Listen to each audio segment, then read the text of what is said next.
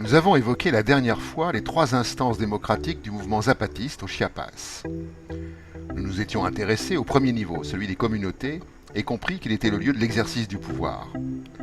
Les deux autres niveaux, les communes, ou municipales en espagnol, et les conseils de bon gouvernement, sont les relais exécutifs des décisions prises dans les communautés. Ils sont chargés de contrôler et de faire des propositions, chacun à leur niveau géographique. Les propositions font l'objet d'une délibération au niveau des communes, puis des assemblées des communautés. Dans chaque communauté, il existe des conseils spécialisés chargés par exemple de la santé, de la culture du maïs, de l'épicerie, de l'élevage bovin, de l'éducation, etc.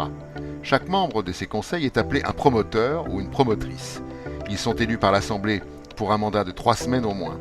Ces conseils élisent des représentants qui siégeront aux assemblées municipales qui eux-mêmes élisent des représentants au niveau régional des caracoles.